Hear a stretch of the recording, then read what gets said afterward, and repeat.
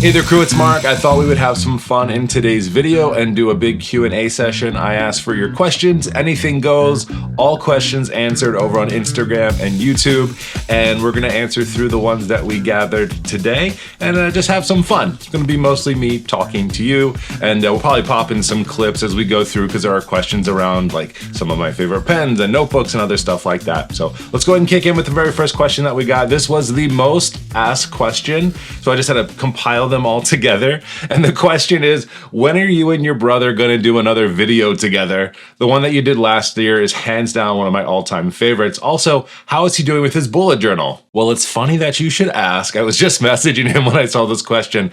I was like, the community wants another video, Joey. Like, let's do it. So hopefully when he comes for the holiday season, we'll have some time to do it. I was actually thinking about this year introducing him to fountain pens and getting his thoughts on it as we help him fill a pen, pick a pen, clean a pen, all the important parts of pen maintenance. We'll see how it works out. I'm really hopeful that it can, because that would be hilarious. And to answer the question about how he's doing on his bullet journal, well, funny enough is that when he left my house last year, he did not take his journal with him. So he set it up, we talked about it and how he's gonna be successful, and then he left the journal here at my house, which is a very Joey thing to do, just throwing that out there. Like, I had like a sweater and a cheese shirt from him for like 3 years at my house because he left it here once, and every single time he came, I was like, take this home with you, and he'll totally forget about it, because that's how he lives his life.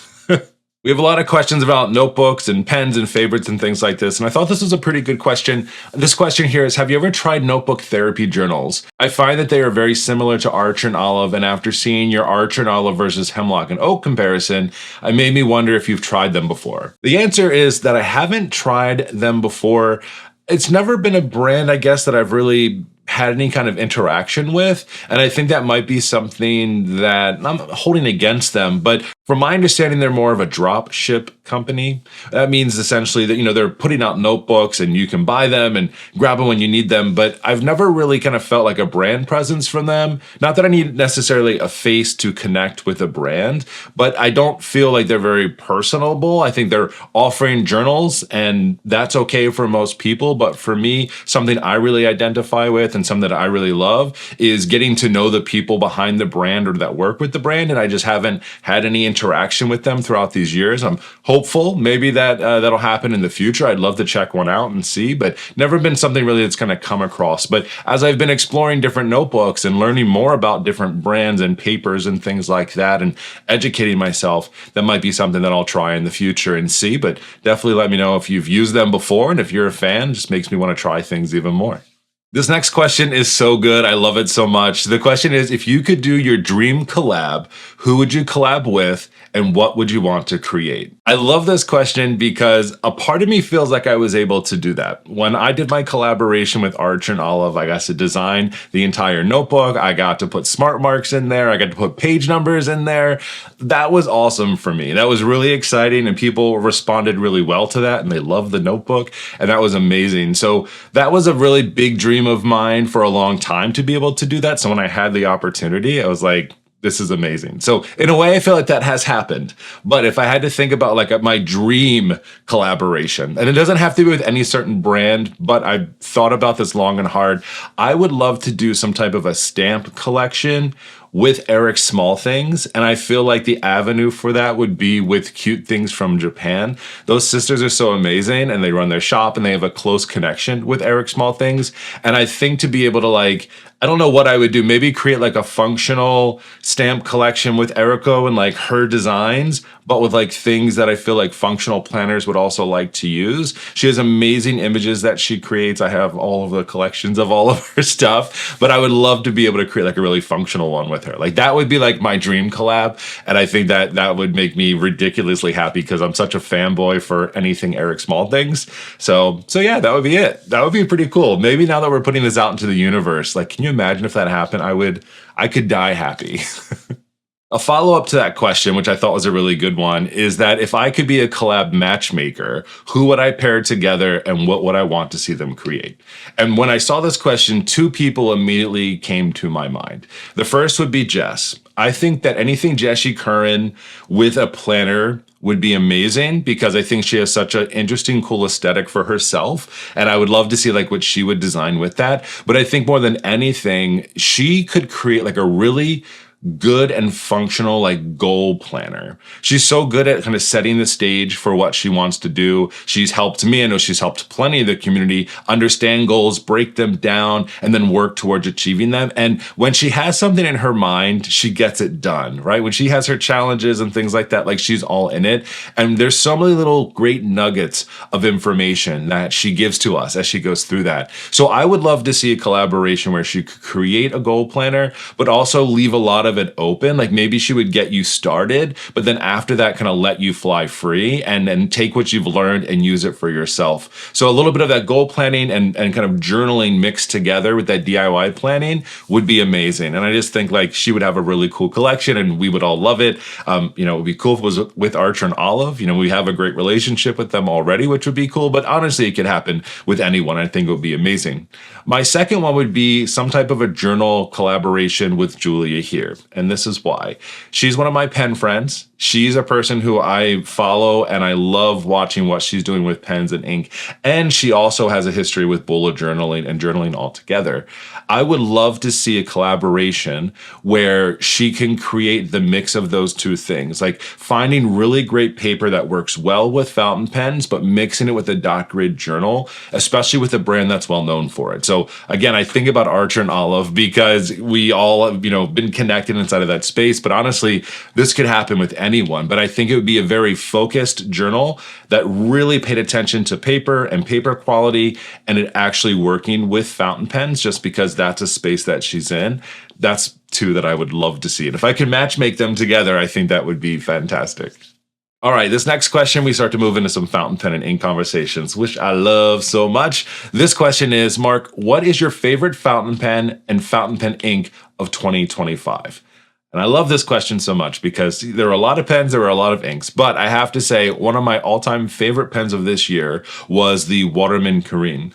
This is a pen that was on my wish list for a while. I didn't know a whole lot about them. I hear a lot of people talk about them, but when I got this pen into my collection, and I filled it with ink and I wrote with it. And it was ridiculously smooth. Like, honestly, I started writing with it and I actually said to my wife, I was like, you have to use this pen. It feels like I'm using like a rollerball pen. Like, it's so smooth and it was so different than any other fountain pen that I've ever used before. And I was really excited about it. And I love using that pen. It's very sleek. It's very modern. It's not like overly exuberant in any way as a lot of my pens tend to be, but it's just a really good quality pen. And I love the way that it writes. And an ink that I like to pair with that, or really any pen this year, was Aqueduct from Birmingham Pen Company. I don't know what it is about this ink. It's probably the color, it's the shading, it's kind of all these elements that make it so interesting. I just love writing with that ink. I just think it's really fun and I love the way that it looks. And while there are some very cool and complex inks that I got this year, that is one that I keep going back to often to fill my pens with, just because I love the way the color looks so much. This next question is fountain pen related, but having to do with people writing with fountain pens, specifically that are left-handed. This question was, did you have to change the way that you write to make fountain pens work for you as a lefty? I'm talking about underwriting versus overwriting versus side writing. Now, this is something that I don't know that if righties have to deal with, but I feel like it's both sides of this coin, is that how do you write? Are you writing kind of on top? Do you write from below, or do you write side to side? That's what each of those means. And for me, I'm a side writer, I guess, and what I've always had to do, regardless of fountain pens or any pen, is I just turn my paper as I write. And so I guess it kind of turns my side writing into a little bit of underwriting. The big thing for me is just keeping my palm away from the ink as I'm writing. So I don't really feel like I've had to change it necessarily, at least from how I write. It's more about just being aware, and that way you're not smearing the ink. But this happened without fountain pens. This would happen with regular gel pens or anything like that. So if you're getting into fountain pens or you're nervous about it as a lefty, you just have to really think about the positioning of the thing that you're writing on. And I feel like as lefties, we've always had to do that. Ring binders are our worst enemy. So we had to learn how to kind of work around that. Anything with any type of thing that gets in your way as you're using your left hand to write. We've always had to kind of maneuver ourselves around that to make it work. So that's what I would really pay attention to. I personally don't feel like you have to change the way that you write, but you maybe have to change the angle that you write in, perhaps. I don't know, maybe that is changing the way that you write. But for me, I've never really thought about it as like overwriting, underwriting, or side writing. I just write how I usually do and make sure that my palm isn't in the way. And that means turning the paper sometimes. All right, back into planning. This question, I'm a planner newbie. What's the one spread you cannot do without? I think for myself, the one that I always have to have regardless is just that weekly overview spread. This gives me really great views of my Monday through Friday since I use my bullet journal mostly for work.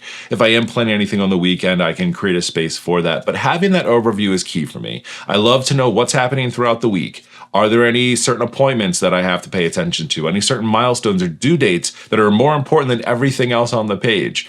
Is there a task that has to be done on a certain day? I usually put that in there as well. And then rapid logging, daily logging on the other side is just kind of how I take on my weeks. And it's been a spread, it's been a flow that has worked really well for me as I've been experimenting over time. And I think that's just one that is always helpful for me. So having that brief overview with a lot of space for notes and tasks is key. Next question is about my pegboard behind me. What are you using on your pegboard to display your fountain pens? I'd love a quick tour. So my pegboard was intentionally made as a centerpiece of my new office space. I knew that when I created this space, one of the very first things that I wrote down on my kind of idea board was a way to display my fountain pens as both functional, so I can easily get them, but also art from a standpoint that they are beautiful and I love the way that they look. So overall, my pegboard, this is an IKEA pegboard that I have, and then I found after a lot of research, made by Stack 3D, they make all these really cool pen holders that work along with the IKEA pegboard. So I started off with just a few of them, and then I've been kind of growing that collection since then, and I love the way that they look on there. All right, next question is about notebooks, and specifically my choice for 2026.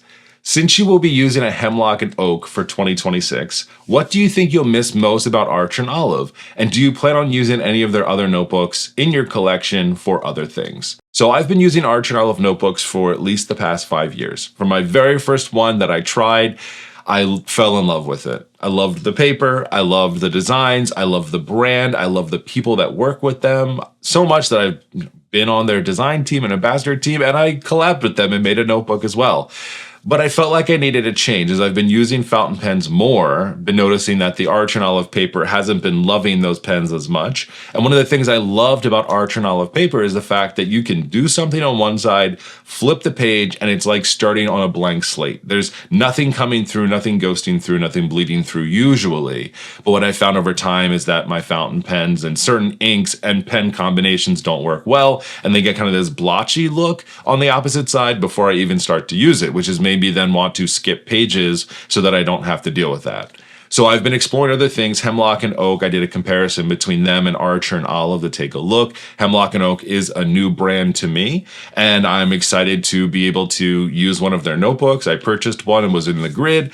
Love the way it looks, and it's handling fountain pens very well so far from my experience. Now, I don't know 100% like actually when you get into the use of it, how it's going to do. I did an ink swatch page in the back.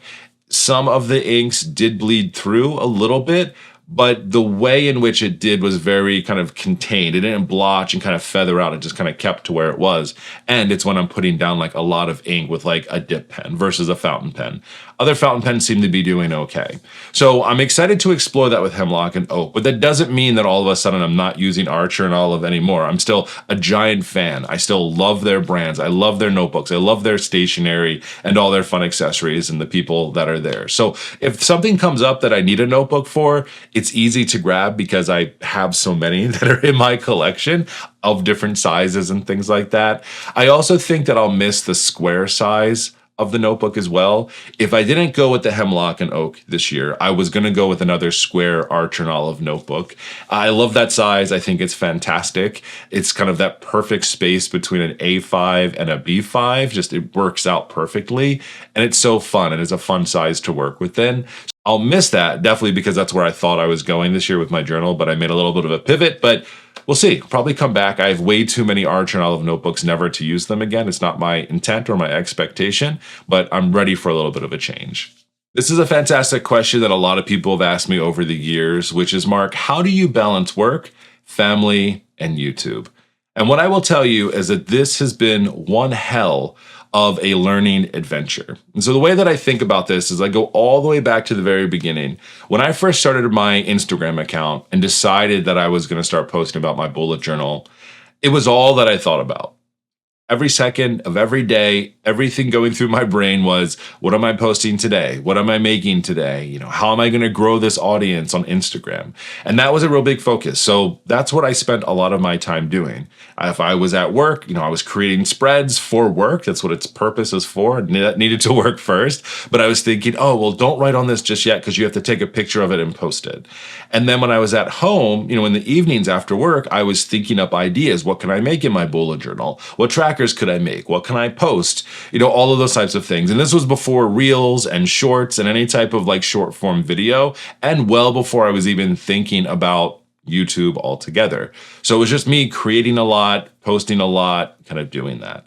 Then when I started to decide to go into YouTube, that kind of opened up the floodgates a little bit more. It was cool because I got to use a lot of the skills that I've had from previous jobs, video editing. I love doing, voiceovers and things like that. I have a history in broadcasting. So all of those things together was great. Plus adding the creativity and the education part of bullet journaling and teaching others about it, really resonated with me. But with that, added a whole lot of extra time because then I had to plan out when I was recording. Then I had to edit those videos. And I was constantly in the same vein thinking up how was I going to generate more content? How was I going to make new things and show and get out there? All with the intent of continuing to grow in this community. And it did get to be a lot. I spent almost all of my time, free time, focusing on that and not all the time focusing on the family. Not that I was leaving them by the wayside. My kids were getting older. So I was well, they don't need as much attention. They're hanging out with their friends or they're playing games or they're in their rooms. And I was oh, perfect. More time for me to do this. But it did get to a point where my wife was hey, the time that you're spending doing that is time that you're spending away from us. And you're spending a lot of time doing that. And it was a knock in the head. And I'm not going to lie to you, I've had to have that little knock a few times because kind of my ebbs and flows with it are kind of oh, it's the only thing I'm thinking about. Let's create, let's do. But as I've kind of matured and I've understood a really big part of this, and I had an aha moment for myself, maybe 2 years ago or so, where I said, Mark, we have to be realistic here. You're never going to become a full-time content creator. And it's not that I couldn't do it, but it didn't make sense. I love my job, I love my full-time job, and I love my full-time benefits. And I'm not going to kind of put that to the side to focus on content creation. I've just accepted that YouTube and Instagram and bullet journal content creation for me is a hobby. It's fun to do, but it is not my full-time job. So if I take a look at the priority of things, I need to prioritize my family first over any of those things.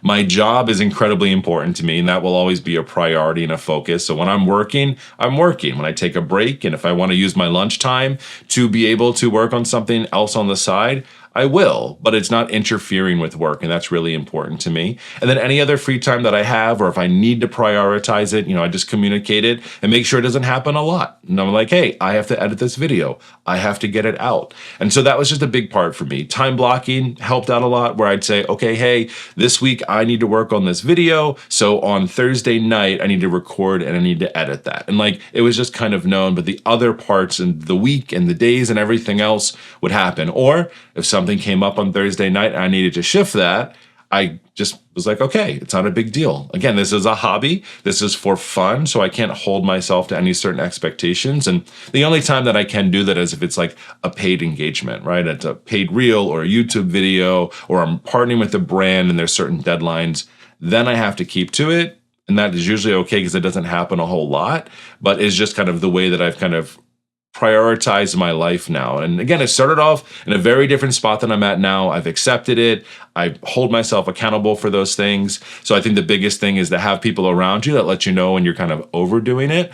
And I have that, which is really important for me. And it's been a really big kind of growth area for me when I realized hey, you can continue to grow without it being your whole entire life. You can still have fun without it being your whole entire life. And you don't have to put everything else to the wayside to make it happen. Next question, it's kind of in that same line a little bit. Hey, Mark, I'm curious, what are some of your mini obsessions? As a person with ADHD, I have a lot of mini obsessions. My entire life is mini obsessions. But when I am not creating content for YouTube, or I'm not bullet journaling or posting things online or creating reels, I do have a lot of other interests as well. I would say a really big interest of mine is playing co-op video games. So I'm a big fan of Marvel Rivals, loving Arc Raiders right now. I love Borderlands 4, playing that with my friends, Helldivers, a lot of just fun co-op games. It's kind of a way for me to hang out with friends that don't live close by, and it's just a fun thing. I've always been a gamer my entire life. Getting the new system, playing the new games, I've loved it, and I continue to.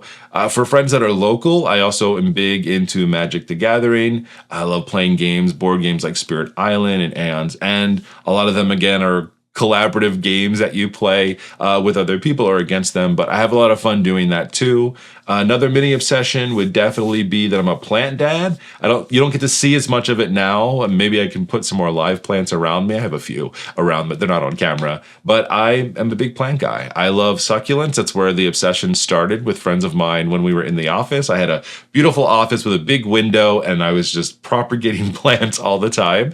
And then COVID happened, and I brought them all home, and now our home and our other areas are just filled with plants. I feel like it's a healthy obsession. I love taking care of things. I love propagating things. It's a really fun way to just enjoy plants and nature. And during the summers out on our deck, all of our plants are out there. Just makes me happy. So that's where I spend a lot of it. And then from a sports standpoint, I love field hockey. I coach my daughter's team. I've been playing more myself. And then also I play disc golf, and I've gotten very much into that and playing that with friends too. So a little bit of everything, and they all kind of ebb and flow as well, where sometimes the games are kind of the most important thing. And then other times I'm focused in on the board games. During the spring and the summer, we're out playing disc golf or playing field hockey. But that's kind of my other mini obsessions and the things I love to spend my time on when it's not stationery related. I probably should have put this question earlier, but someone had asked, Mark, do you consider what you do in your weeklies daily logging? My answer to that is yes, I would consider it daily logging. So my weekly overviews, as I talked about before, are like the spread that I have to have. It's what I do every single week. It helps me. And that's just to get that overview, right? What are some of those most important things? What is the day of the week and the number, and what are we planning for? But everything else that happens, the notes, the task, all of that, I would consider daily logging, but I guess more rapid logging than daily logging. So the way that I kind of differentiate the two is that daily logging, you put the date and kind of all of your notes and your tasks for that day. When you're done, you put the next date and go there. Rapid logging is kind of everything that happens without the date. So a lot of the times I just rapid log on those things. So I'm writing down notes and tasks throughout the week, but it's not necessarily connected to the day in which it's happening, just because it's on that broad week. Kind of anything that happens within a week span, it's all game, and it doesn't matter necessarily what's happening on that day. So that's how I kind of look at it, but I would 100% say it's rapid logging, daily logging. That's how I handle the weeklies, aside from that weekly overview. Next question is another fountain pen question. This is a good one. This was a hard one, but as soon as I read it, I was like, yep, I know my answer to this. So the question is, do you have any fountain pen purchase regrets this year? So I'll say that the pen that I was most unexcited about this year was the Kickstarter that Endless did for their Phantom retractable pen. I was really excited for this because Endless has tried to do Kickstarters with fountain pens before, and I don't believe that it succeeded very well. So when they came out with the second one, I thought, this is going to be great. They've learned from their mistakes. A lot of the community in the fountain pen space for this, they were a little weary of it, and it turns out that they were right to be weary. When that pen finally came out, it's a $50 pen as a part of the Kickstarter. Let me put that out there, right? When I got the pen, I was really excited. When I used the pen, I was not so excited. I felt like it dried out really fast, and one of the big things that the pen was promoting was that it's a retractable pen, and it wasn't going to do that. Also, the overall build quality of it and the feel in your hand didn't feel very sturdy. I didn't feel like the materials were very premium for a $50 pen, because I have plenty of $50 pens that felt much more premium than what we got. And I don't know, overall, I just wasn't excited about it. And I haven't used it since I first used it and was like, no, this isn't for me. What's interesting is they just emailed the other day because it sounds like they're about to start to offer that pen more publicly, but they've improved on it since the Kickstarter.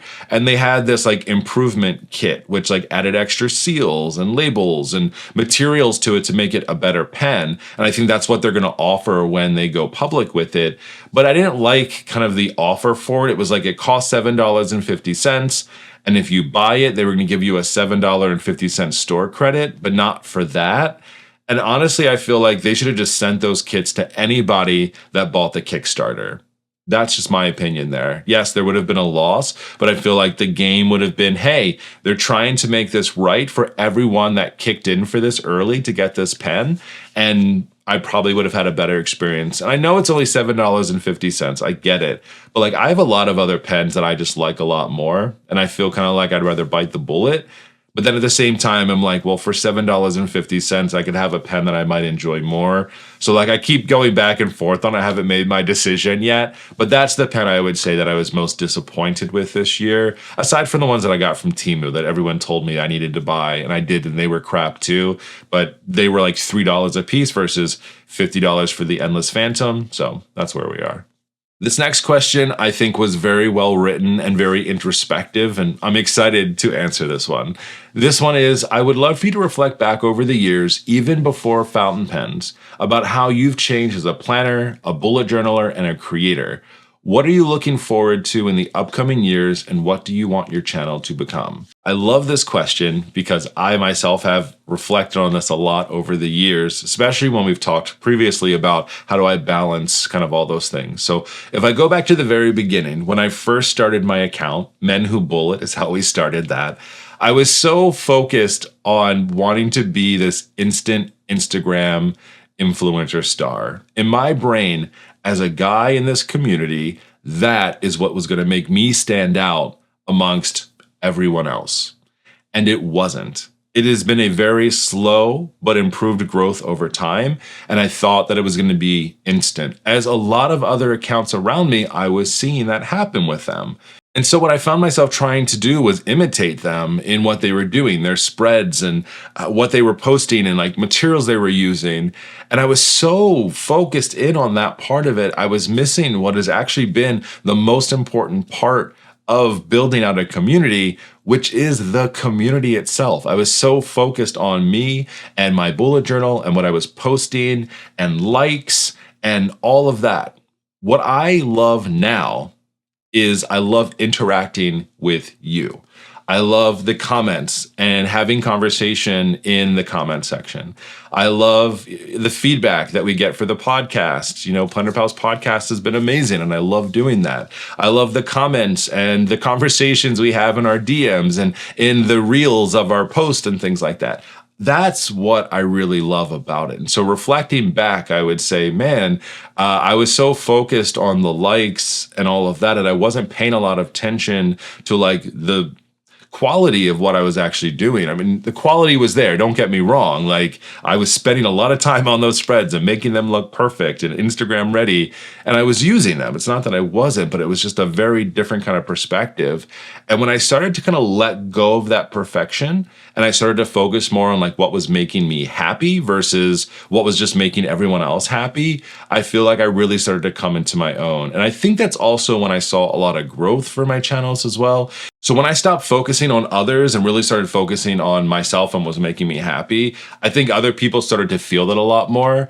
The other thing that I did is I changed the name from Men Who Bullet to Mark Your Pages. I also think that that was a really important change that I made because it started to hopefully open up my channel a little bit more to other people, because people would tell me, Men Who Bullet, like, is it only for guys? Hey, I'm a woman and am I allowed to be here? And I was like, oh my gosh, everyone's allowed to be here. What do you mean? But so many people really felt like that was a blocker to them enjoying the content or giving me a chance. Even they were like, oh, men who do anything. They were like, I don't need any of that in my life. So Mark Your Pages was a really great way for me to still hold on to who I am and what I was doing. But I also started to diversify a lot of what I was putting out there as well. I went from just straight bullet journaling content to starting to talk about some of the other things that I like stamping and stationery and now fountain pens and ink.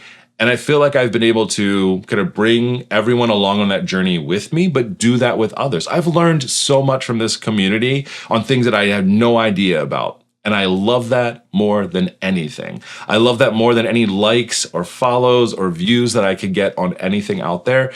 I look at it now essentially like I'm putting these things out here for people to enjoy because I enjoy it, right? And we're sharing our love for a common thing. And so that is a really big thing that I want to continue to do. If I kind of answer the tail end of that question is like, what do I want the channel to be or continue to be? And I want it to continue to be a fantastic community of people who just love cool new things, that enjoy learning new ways to take on and tackle our stationery, whether it be how to use them or how to store them. And just sharing cool things. I am like a cool finder at heart. I love always like finding the cool new thing, trying the cool new thing. And when I like it, I love to talk about it. Bullet journaling was like that in the very beginning. I still talk about it and love it. But like when I started doing it and it worked for me, it's the only thing I wanted to talk about.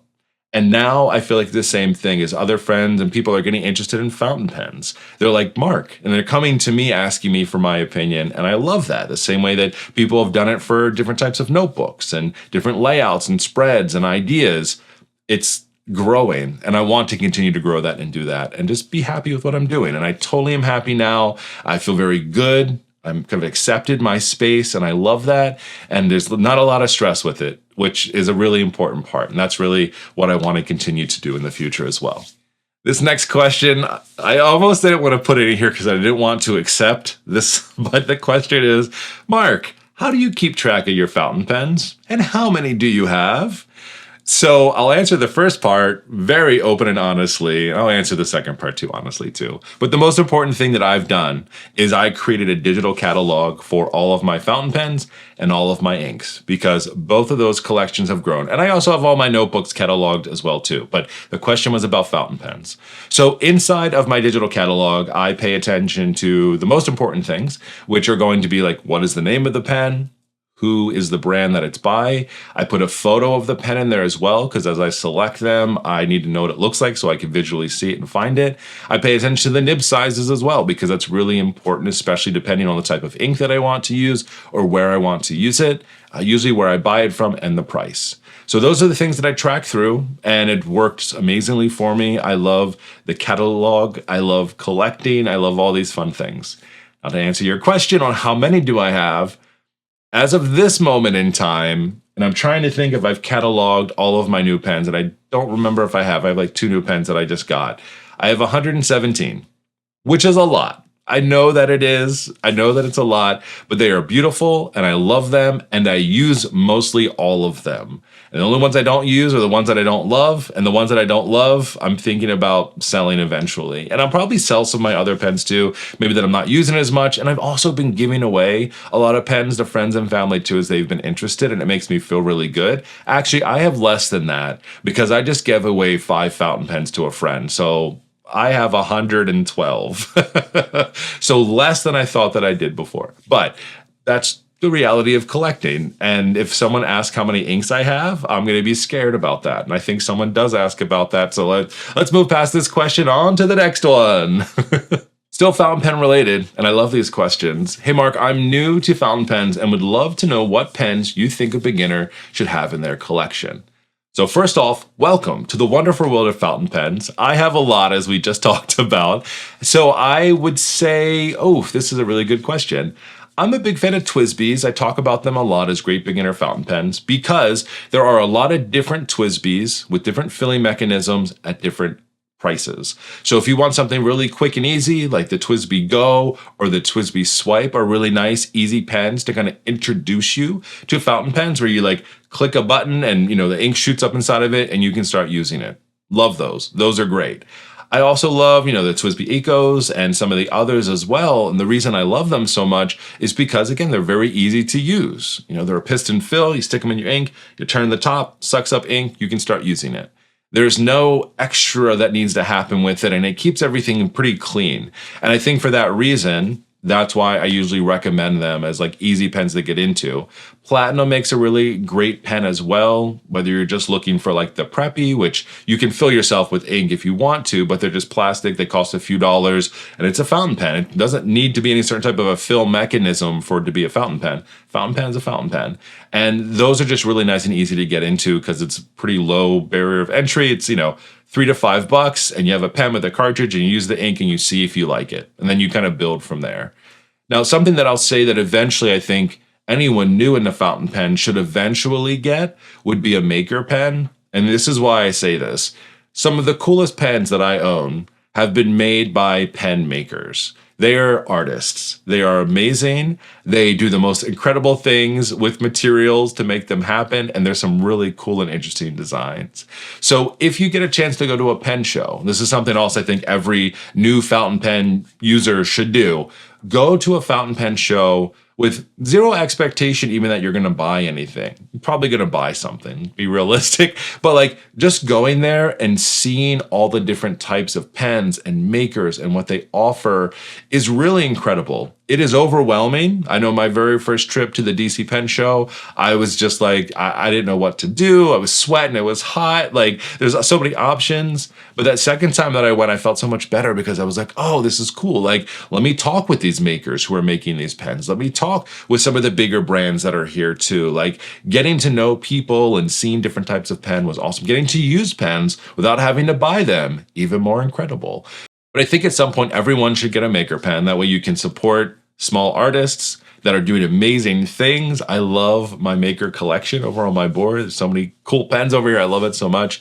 And also, I think it really helps you appreciate fountain pens a little bit more. When you buy a fountain pen for $15, $20, $30, and that is a lot of money for some people, when it's just kind of mass produced, they can look really cool and all of that. That's one thing. I think they're great.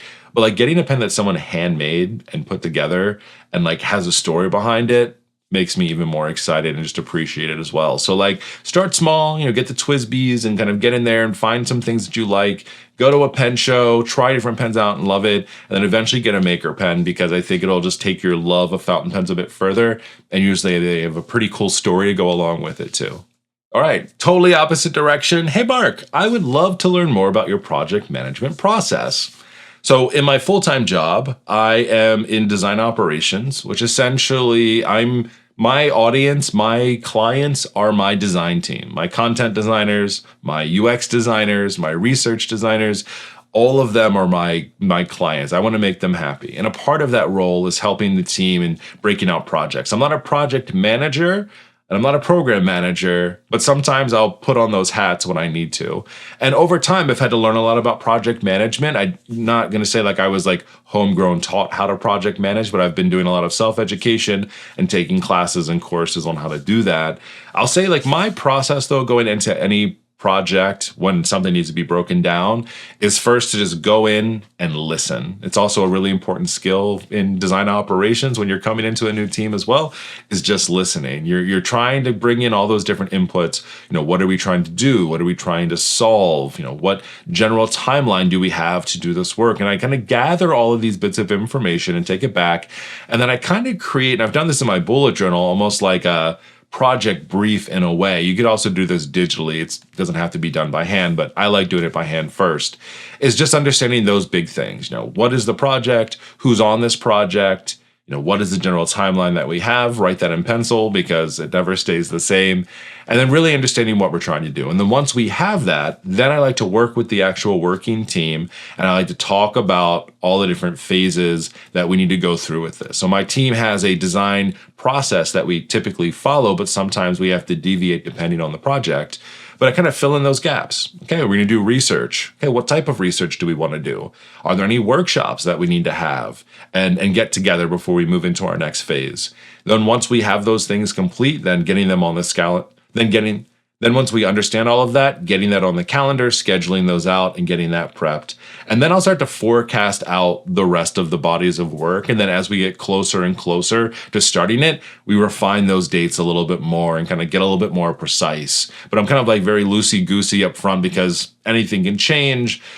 things do change, projects will become really important and not important. But I think it's just important overall, though, to be able to communicate as you're going through with that project. So that's also a really big thing that I have in my process is, hey, here's what we've agreed to. Here's what we're going to do. Let me communicate that out. All right, the next phase is going to look like this.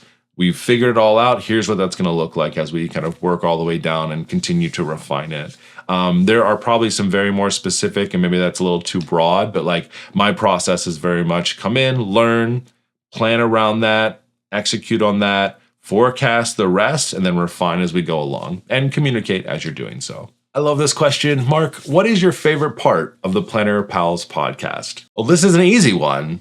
I love talking about planners and stationery and all the things that I love. And I really, really enjoy getting to do that with someone else like Jess. So I would say my favorite part is being able to talk with someone else about the things that we love. And specifically with Jess, what I love about talking with her is that we have different opinions sometimes, but that never staggers the conversation. Just because she thinks a certain way and I don't, we're not like, oh, well, we can't talk about this anymore. Like we listen to each other and we share and we talk. And I think because from a foundational level, we both love to teach and educate and help other people learn. And for us to learn and educate ourselves as we go along too, that's what makes it a really great pair. And she's a fun personality and we have a great time. And like, I'm very type B where I'm like, ooh, ideas, let's do a thing. And she's type A and she's like, hey, let's schedule that and figure that out. So I think that partnership also works really well. And the Planner Pal community is amazing too. I know that's just saying like, what's my one favorite part, but I have a lot of favorite parts. I would say that's definitely kind of the big part is the community and talking about what we love, and the people I get to do it with make it extra more special and my favorite. Our next question is, what is your favorite notebook and pen combo? If I think all the way back to any of my favorite combinations, I'd have to say my favorite combination is an Archer and Olive square journal with a Uniball Signo DX 0.38 millimeter pen. That's so very specific, but I think about all of the times when I've been bullet journaling and at my happiest. I was happiest when I found Archer and Olive and loved their notebooks, when I got a square notebook because that was so cool and special, and then trying all these different pens. And one of my all-time favorites and continues to be is the Signo DX fountain pen from Uniball. And those two things together were a perfect combination of great paper, very reliable pen, always working together, and those two things are unbeatable in my mind. Love this question. Hey Mark, how often do you declutter? And the answer to that is whenever I get so stressed out and overwhelmed with my situation that I just purge and get rid of things. So there's kind of two areas that this has happened to me in. And this happens regardless of my space, but recently it happened on my new space here, is I kind of have two parts to my desk. I have my part where I film on my personal computer on the left, and then on the right is work. And I like to keep these two spaces very separate. Sometimes when one space starts to overlap into the other and I'm like trying to write something or it overlaps or it's touching too much or there's too much clutter, I'm like, get rid of all of this, right? And I'll completely just declutter my desk. I will literally take everything off of my desk and I will reset my desk back to default mode, which has a lot of little stuff on it. And it's just kind of very straightforward and functional. I do the same thing with like the rest of my space too. If I try to grab something and it knocks something else over, it's like this domino effect that enrages me. And I'm like, this isn't working.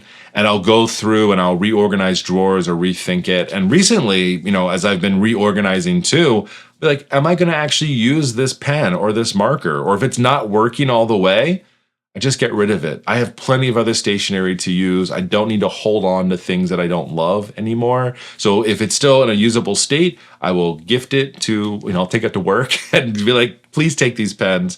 Please take this washi tape. Please take these notebooks. Like, I don't need them. They're yours. And that makes me feel good. Like I'm not throwing it away. But if it's really crap or it's not working or it's a dead pen or a dead marker, I just dump it and declutter it. And then I just continue to refine over time. And that's really how I take it on. I live in it. And then when it becomes too much, I get rid of it and I reset it. And then I kind of slowly add back until I redo that cycle all over again. All right, just as much as I didn't want to answer how many fountain pens I have, this question came up. Mark, how many fountain pen inks do you have in your collection? Oh, I'm going to say this out loud and I'm going to be very sad at myself for this. I currently have 273 inks in my collection, but 55 of those are in sample containers. Oh, but 185 of them are in glass bottles. And then there's 33 that I looked inside of my catalog and I didn't specify whether it's in a bottle or a sample container, because those are all of the inks from one of my Advent boxes that are technically samples. So let's say 33 samples on top of the 55, 88 samples, 185 ink bottles. I need to stop buying ink. I know that, but I have a problem, and I love pretty colors and I love thinking about how they're gonna write and look on paper, and that's why I keep buying them. But I need to put a little bit of a break on it. I know I have a lot. I need to go through these and start using a lot more of them. That is my promise for the new year, is trying to buy less ink and use more ink that I already have in my collection. Let's move on. This is embarrassing. Let's go to a fun one, like this question. Hey Mark, what's your go-to drink while you're journaling? And I would say that usually it's going to be in a container like this, and it's going to be filled with glorious iced coffee. So most of the time that I am recording or doing anything like that is going to be early in the morning, because that's my time before work. So I will spend a whole lot of time with iced coffee. And I start every day like that, regardless of the weather. If it's hot, freezing cold, icy, snowing, I will mostly go with an iced coffee for that. Then in the evenings, it really depends on kind of what's happening. If it's just like a general day, usually I'm just, drinking a soda or a giant water bottle, because I'm like, you've had too much coffee today. And then other days, if we're watching like a hockey game or a sports game, like I'm a big sour beer fan. So like I'll have a beer and just kind of have my journal out, and I'm working in it and doing stuff. And it's just kind of like in the space. So I don't have like a dedicated drink. It's more about like what's around me when I'm doing it. And those are kind of the three main things while I'm doing it. So I would say iced coffee or big giant thing of water, and sometimes beer. All right, we got a few questions left, and these are good ones. Not that the other ones haven't been good, but I really like these. Next question is, what is the hardest part of journaling and social media this year? I would have to say that the hardest part for me this year has been keeping up with it. So not that long ago, I was making, like 2 videos a week. That's a lot of work, recording it, editing it. And this kind of goes back to the previous question around like, how do I balance all of it? And I didn't feel like I was really balancing it well. Then when you add in YouTube videos, reels, posting on Instagram, and kind of all the other things, it becomes a lot. And I think this year, especially over the summer, I kind of took a break intentionally/unintentionally, where I was like, you know what? The kids are off for the summer. My wife is a teacher. She's off for the summer. Let's spend time at the beach. Like, let's live in it.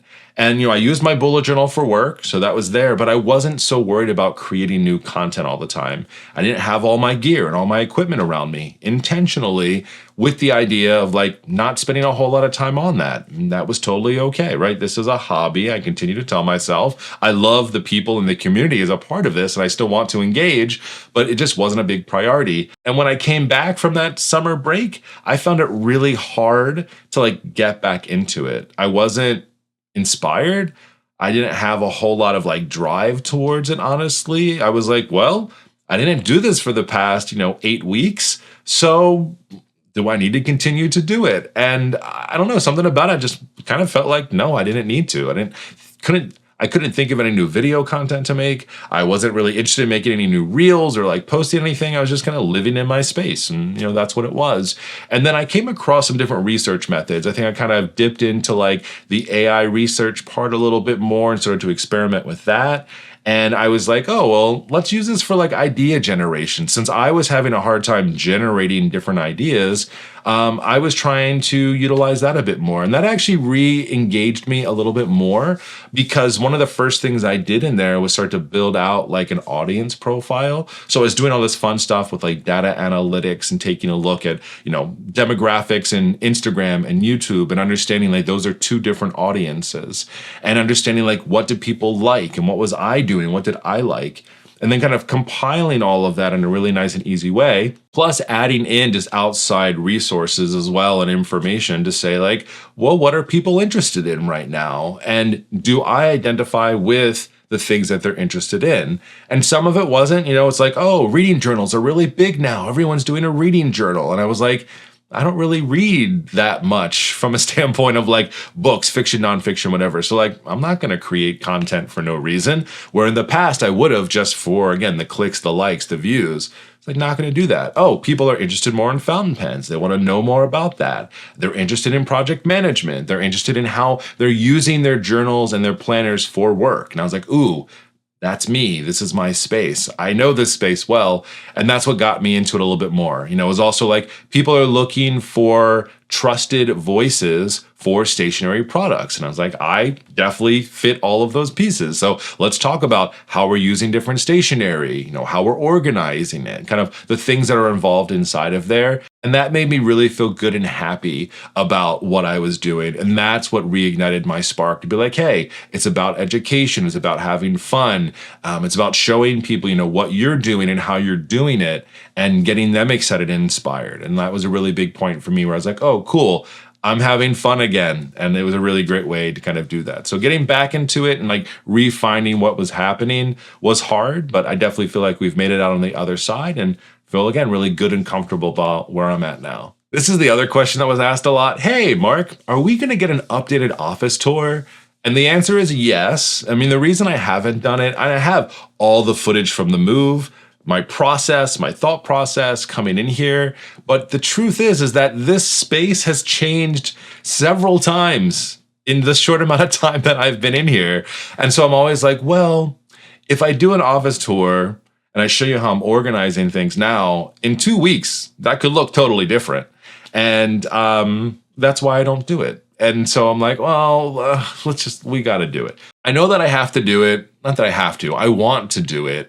It's just the idea of sitting down and being like, okay, what's the story that we're telling and making it kind of more thoughtful than just like, here's what my desk looks like. Here's where I put my notebooks. Here's my fountain pen wall. I want it to be more intentional because the move and the ideas and the things that I've chosen have been done intentionally. And so I want to be able to tell that story appropriately and in the right way. And sometimes I'm just not motivated to do that, but I know people want it and I want to give it to you. I just need to find that motivation to do so. And maybe this question and your comments and your want to see it make me want to do it a little bit more. So we'll see. Definitely in the new year. How about that?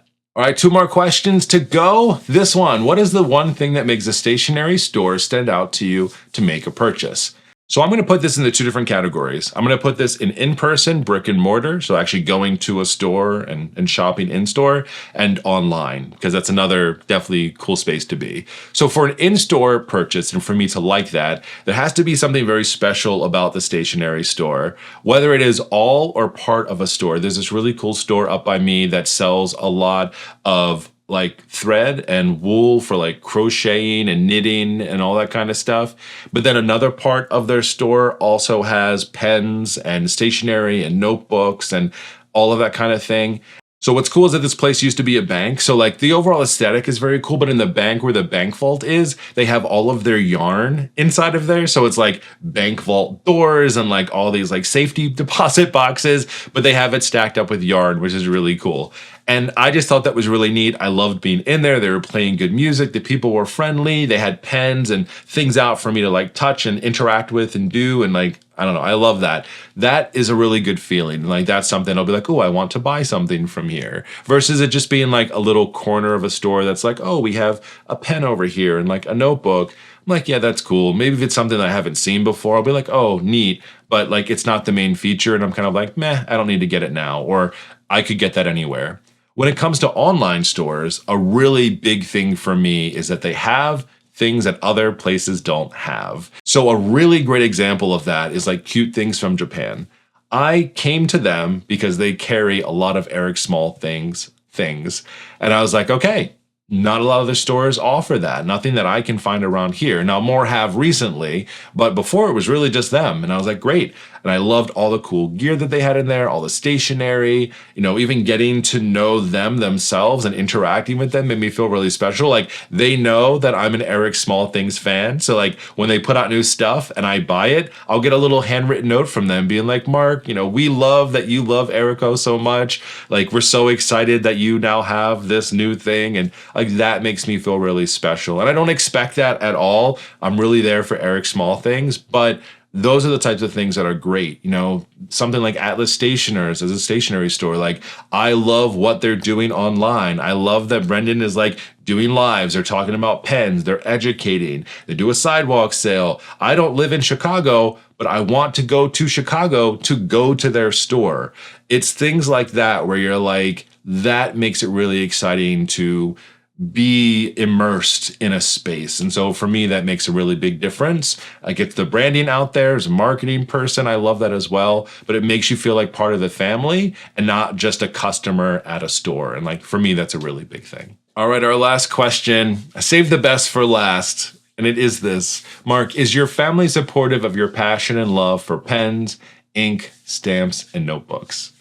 The answer to this question is yes, as long as it's not impeding on their overall space. And so when I was down in the basement, my office was down there, you know, 2/3 of that basement was for me. It was notebooks, it was storage, it was my desk, it was my computer, it was all the stuff. And nobody wanted to be down there because it wasn't very inviting. And I think also it was very, like, you came down there and you were like, whoa, it's a lot of stuff that you now have down here, buddy. Now that I'm in this space, it's contained. It's contained to this room. I also only have limited space here as well. It's significantly less than I had before. So I did have to kind of downgrade and reorganize and restructure it. What I love is when I get to share my love with them. So there are times when I'm like, hey, I've got extra store credit at this store. Do you guys want anything? And we shop together. And, you know, I'm like, oh, I like this pen or this notebook. Or, oh, you know, my wife will be like, I could use these stamps for my classroom. And we get to use that and buy stuff. And I get to like share that with them. If I get a cool pen or pens that I don't think I would use or colors, I love sharing that with them and being like, hey, you know, I got all these pens to try out. Like, I don't really like them personally, but maybe you would. Or it's like, here's a bright neon pink pen that I wouldn't usually use. Would you like that? I also love being able to like share those things with work. If you've seen, sometimes I will take a lot of stationery to work to share with them. And I love sharing my love and passion with other people. And I love talking about it. So I've just had to be very careful, like making sure like my stuff isn't exploding all over the place or it's too much. So just keeping it neat and tidy is one thing. And then like, they know that I like pens. They know that I like notebooks. I guess the problem now is like, well, if they were going to buy me a gift and it was related to pens, ink, or stationery, they're kind of like, what would I get you? Because when we went through the number of pens earlier, we went through the number of inks earlier. We didn't talk about notebooks, but I have other videos about that. So like, I have a lot of it and I just get it and kind of absorb it myself. So there's not a lot that other people can really kind of buy for me. I mean, you can always buy me something I love, don't get me wrong, but it's just one of those things where they're like, I know you love this, but like, I can't continue to help support your love of this because you already have everything. But I'm grateful that they understand me and they accept me for my pen geekiness and my love of notebooks and ink. And I love being able to be like, hey, you don't want to use this crappy notebook. Here's a better one. And I know that they love and enjoy that.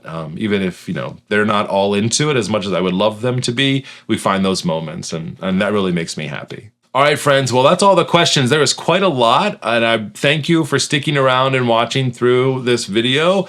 I love these questions. I love answering these questions, and as I've kind of mentioned throughout, I really, really love this community more than anything, more than the clicks, more than the likes, more than the views. Thank you for watching. Thank you for supporting and continuing to do that. I hope that I continue to bring value to you, whether it's through notebooks or planning or pens or ink or just general love of stationery. We have a lot in common. We're going to continue that growing relationship and finding and sharing cool new things. So just really appreciate you for it. And thanks for hanging out again today. And as always, my friends, I will talk to you next time. See ya.